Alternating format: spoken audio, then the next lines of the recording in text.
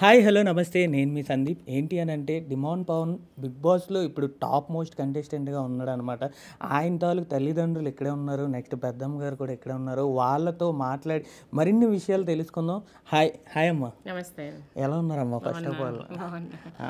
మీరు ఎలా ఉన్నారమ్మా? బాగున్నా. ఎలా ఉన్నారు? మీ హెల్త్ ఎలా ఉందండి? ఫస్ట్ ఆఫ్ ఆల్ పర్వాలేదు. టైం పడుతుంది, ఒక సంవత్సరం 2 సంవత్సరాలు పడుతుంది. అవునా? అసలు ఏమైంది గురుగారు మీకు? అది పన్ను గుచ్చుకుంది, నాలుగుకి పన్ను గుచ్చుకొని అది సెపరేట్ అయింది. ఓకే, కదా పనుకొని చూపించాను. చూపించడేమో వ్యాసది కానీ తగ్గలేదు, 5 నెలలు అయిపోయింది. ఓకే, తర్వాత జూనియర్లో ఇంకా ఎక్కువ కోసం హైదరాబాద్ వచ్చాను మా పవన్ దగ్గరికి. ఒక ఎక్సర్సైజ్ చేయించాను, క్యాన్సర్ అని చెప్పారు. చూపించాడు అనమాట. ఓకే, ఇక్కడే క్యాన్సర్ హాస్పిటల్లో చూపించాడు, టెస్ట్లు అవి చేయించాడు.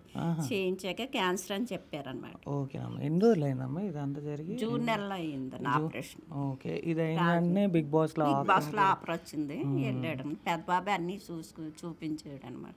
ఎలా వచ్చిందమ్మా అసలు? ఫస్ట్ ఆఫ్ ఆల్ అవకాశం ఎక్కడి నుంచి వచ్చింది? అంటే ఈ వీడియో పెట్టి నుంచే స్టార్ట్ అయిందా, లేకపోతే ఏదైనా ఇన్ఫ్లుయెన్స్? అంటే వాళ్ళు చిన్నప్పటి నుంచి చాలా కష్టపడ్డారు.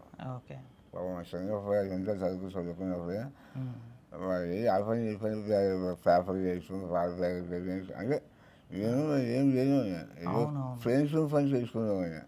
నాకు కొంచెం చేసి అంత మాత్రం సరిపోయేది కాదు. నా కుటుంబం అమ్మ తమ్ముడు ఇవన్నీ ఉండేవాళ్ళు, సరిపోయేది కాదు.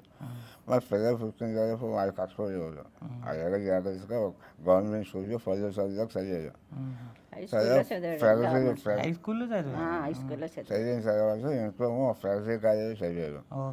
తర్వాత విశాఖము భీమవరం కాలేజీలో చదివాడు. అప్పుడేమో డబ్బు చాలా ఉండాలి, ఎలా అంటే చాలా బాధపడ్డాను. అప్పుడు మళ్ళీ కాస్త ఎడ్యుకేషన్ లోన్ పెట్టి చదివించామన్నమాట. అప్పుడు బీటెక్ కంప్లీట్ చేశారు. చాలా బాగా ప్రైవేట్ కూడా బాగా చదువుకున్నారు.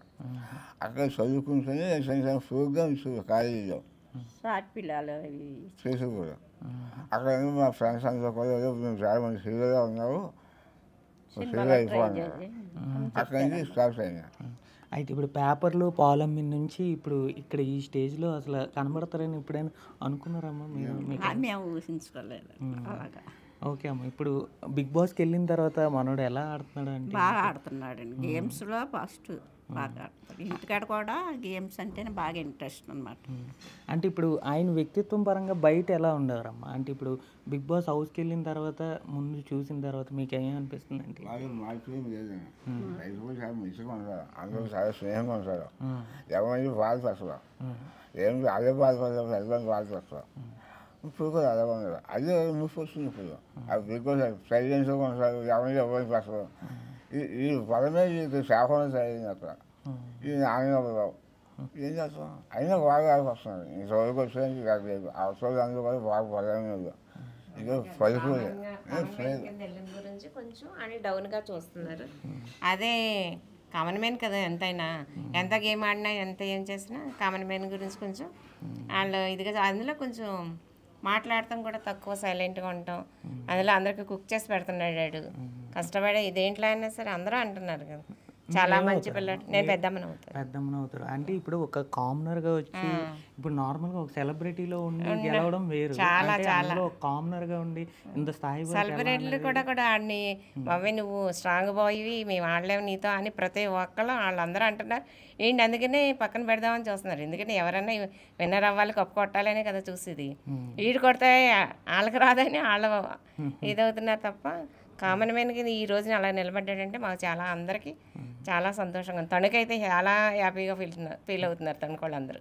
ఇప్పుడు కామన్ మ్యాన్గా ఇప్పుడు ఒక వ్యక్తి అంత ఎదుగుతున్నాడు అంటే వెనకాతల వెళ్ళి లాగడానికి చాలామంది ఉంటారమ్మా. అందులో సెలబ్రిటీలైనా అలా మీకు ఎవరైనా అనిపించారమ్మా? అలా ఏం అనిపించలేదు, కానీ ఎందుకంటే ఇప్పుడు దీంట్లో ఓటింగ్ అంతే చేసుకుంటున్నారు కదా ఏంటంటే ఎవరు అదే ఇమానుయేల్ వీళ్ళందరూ ఒకరికొకరు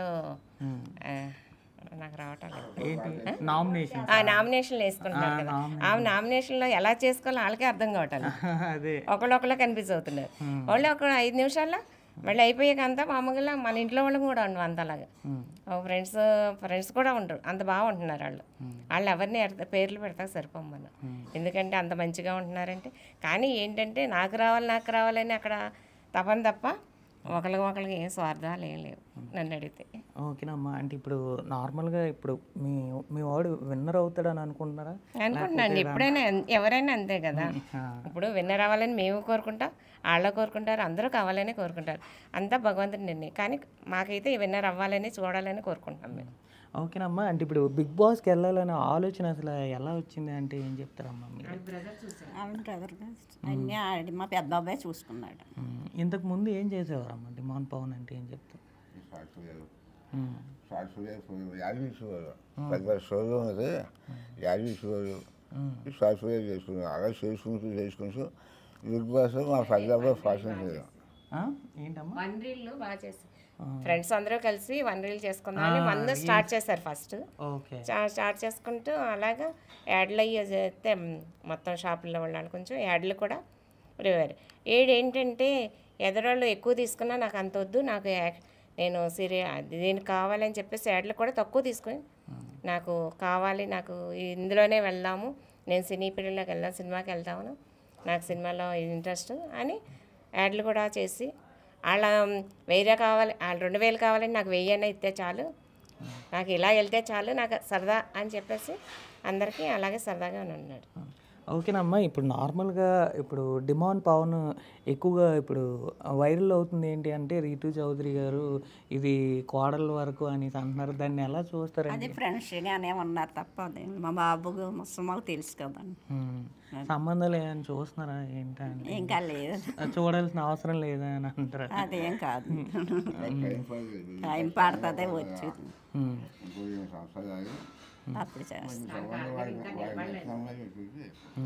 అదే నిన్న తనుజ తను ఒక మాట అన్నారు, అంటే మెడికల్లో ఇప్పుడు నార్మల్గా ఉంచి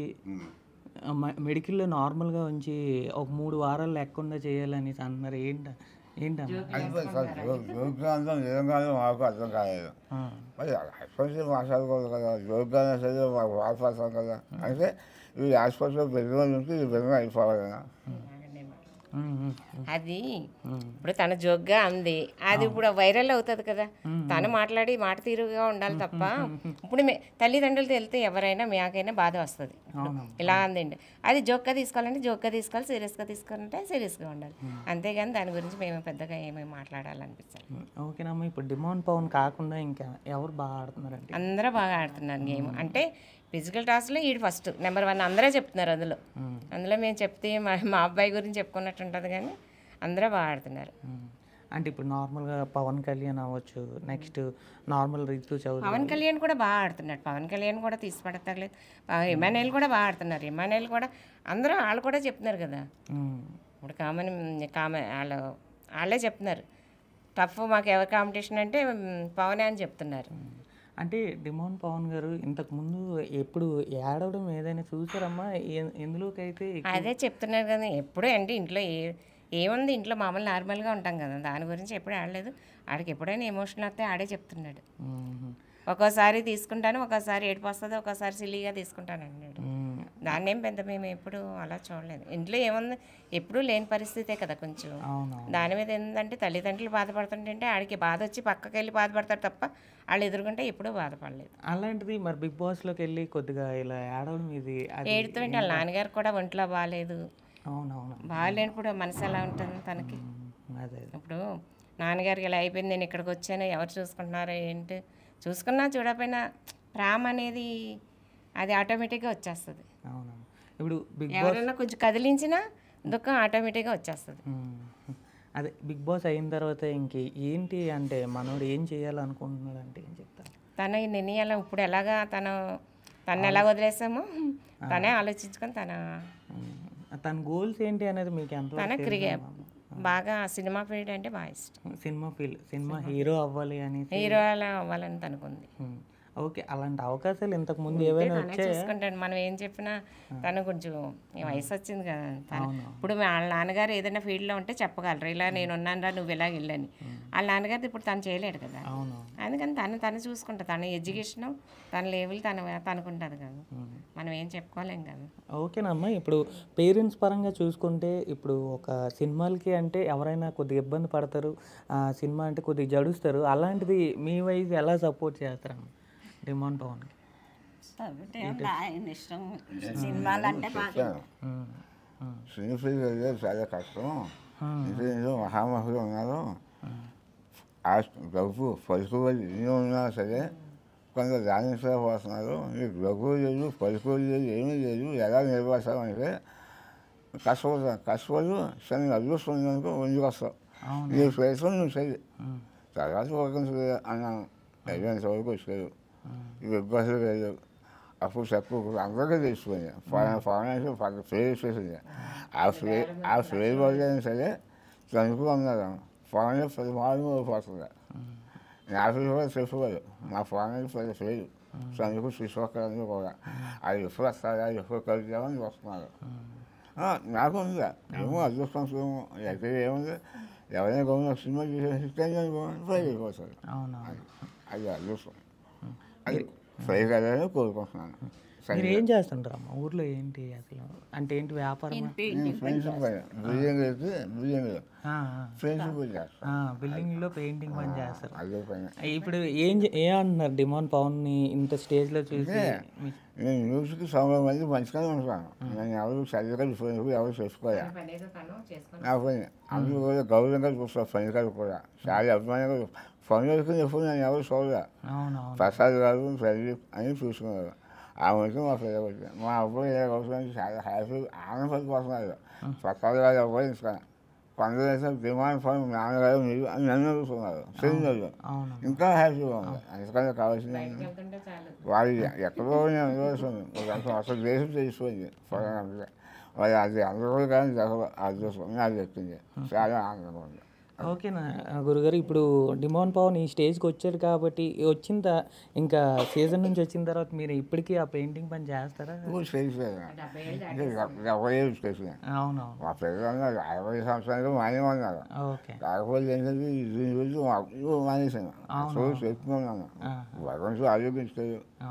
ఇంకా నాకు హెల్త్ వెళ్ళిపోదాం అనుకున్నాను, కానీ భగవంతుడు వచ్చాడు. లేకపోతే చాలా ఆరోగ్యం ఉంటాను. ఎప్పుడు హెల్త్ పరంగా చూస్తే ఎప్పుడు ఆయన ఆరోగ్యంగానే ఉన్నారు, కానీ ఈ రోజుకి తన కాళ్ళ మీద తనే నిలబడ్డాడు తప్ప. ఆ పెద్ద అబ్బాయి సపోర్ట్ బాగుంది, పవన్కి కూడా వాళ్ళ అన్నయ్య సపోర్టు. ఏదైనా వాళ్ళ నాన్నగారి కన్నా వాళ్ళ అన్నయ్య బాగా సపోర్ట్ ఉంది. వాళ్ళ అన్నయ్య గారు ఏం చేస్తుంటారు? వాళ్ళ అన్నయ్య గారు వాళ్ళ బావగారు కంపెనీ ఉంది వాళ్ళ అక్కన. ఆ కంపెనీలో ఇండోనేషియా పంపించారు, ఇండోనేషియాలో తను చూసుకుంటారు. ఇప్పుడు దాని తర్వాత వచ్చిన తర్వాత ఆయన వచ్చే ఛాన్స్ ఇక్కడ ఉన్నాయా? ఇండోనేషియాలో ఇండోనేషియాలో వస్తారు. మొన్నే వాళ్ళ నాన్నగారికి వచ్చి తినేమో హాస్పిటల్ తీసుకెళ్ళి ఆపరేషన్ చేయించి అన్నీ చేస్తే తను వెంటనే వచ్చేసాడు. వచ్చేసి 3 నెలలు వాళ్ళ నాన్నగారి దగ్గర ఉండి 4 నెలలు వాళ్ళ నాన్న దగ్గర ఉండి అన్నీ చూసుకుంటే పవనే 4వ రోజుని బిగ్ బాస్కి వెళ్ళిపోయి అన్నయ్య మరి రాకూడదంటే అన్నీ నేను చూసుకుంటాను నువ్వు చూసుకుంటే తను ధైర్యంగా వెళ్ళాడు అనమాట. వెళ్ళాడు కానీ ఎంత ధైర్యంగా వెళ్ళా వాళ్ళ నాన్నగారి గురించి ఆ బాధ ఉంటుంది కదా మనసులో, కానీ వాళ్ళ అన్నయ్య సపోర్ట్ బాగుంది తనకి. అంటే ఇప్పుడు డిమాండ్ పవన్ ఎక్కువగా ఫ్యామిలీలో ఎవరితో ఎక్కువ క్లోజ్గా ఉంటారంటే వాళ్ళ అమ్మగారితో ఉంటాడు. నాన్నగారు కూడా అన్నీ కొంచెం ఎలా అయినా మొబైల్ అంటే తల్లిదారు ఎవరికి రాదు. అంటే వాళ్ళ నాన్న గురించి మొన్న చాలా ఎక్కువ సెంటిమెంట్గా ఫీల్ అయ్యారు. తల్లిదండ్రిని వదలరండి. ఇప్పుడు కష్టం వచ్చినా సుఖం వచ్చినా వరకు కొంచెం ఉపయోగం ఉండేది. బీసెక్ అయిన తర్వాత సంజయ్ కొడుకు స్నేహితులు ఉండేవాళ్ళం సరదాగా. ఆ ఎవరు నాకు చెప్పి నేను సరదాగా కలిసి ఉండేవాళ్ళం. అది బాగా తిరిగిపోయింది అయిపోయింది. అందువల్ల నేను చాలా యాక్టివ్గా ఉండేవాడిని. అందువల్ల ఇలాగైపోయినట్టు బాధపడతాను. 60 ఏళ్ళు వచ్చినా 10 చేస్తాను, ఎక్సర్సైజ్ చేస్తాను అని చేసిపోయినా. ఇంకా ఏదో వచ్చింది అన్ని మానేశాను. ఓకే అమ్మ, ఇప్పుడు మీ వాడు గెలిచిన తర్వాత వచ్చిన డబ్బులతో ఏం చేయాలనుకున్నారండి? బాగు చేయాలి సార్ అంటే ఇక పోతే సరిగ్గా తెలియదు. నన్ను ఇదిగా మళ్ళీ శుభ్రంగా చూసుకోవాలి, అది కోరిక. తర్వాత అంటారా వాళ్ళు హీరో అవ్వాలనుకుంటున్నారు. వాళ్ళ అభిప్రాయం వాళ్ళది, వాళ్ళ కోరిక నేనే కాదను. ఏదైనా మంచిగానే వెళ్తారు, శరీరం మార్చుకుని వెళ్తారు. శరీరం చేయదు, మంచి మీద చేస్తారు, మంచిగా ఉంటారు. ఎవరికైనా పదిపోయి సాయం చేస్తారు తప్ప ఎవరికి ద్రోహం చేయదు. అది సినిమా హీరో అవుతాడు అనుకుంటున్నారా? అనుకుంటున్నాను. అది పొరపాటు లేదా, అదృష్టం లేకుండా కదా. అది ఉంటే ఇప్పుడు హీరో అందరూ కూడా అదృష్టం వస్తే ఎక్కడ సాధిస్తున్నా అదృష్టం ఉండాలి. ఇప్పుడు ఎంతమంది హీరోలు లేదు, గౌపు ఫలిపులు అన్నీ ఉన్నా సరే దానికి వస్తున్నారు హీరోగా. ఏమో ఈ కూడా ఎక్కడ భగవంతుడు చూస్తుంది అదృష్టం ఇస్తే వచ్చేస్తాం మీరు చెప్పడం. ఓకేనా, థ్యాంక్ యూ. బిగ్ బాస్ చూస్తున్నా. అయితే అన్ని రాష్ట్రాల వారికి అభిమానులు అందరిలో కూడా అభిమానులు కానీ మా అబ్బాయి బిగ్ బాస్లో ఉంటున్నారు. ఇంతవరకు కూడా ఓట్ చేసి ఇంతవరకు తీసుకొచ్చి ఈ స్థాయిలో నిర్వహిస్తుంది అందరికీ కూడా మనస్ఫూర్తిగా నమస్కారం. ఇక ముందు కూడా మీ ఇంట్లో బిడ్డగా నా పవన్ని అనుకుని చివరి వరకు మీ ఓటు వేసి గెలిపిస్తారని మనస్ఫూర్తిగా కోరుకుంటున్నాను.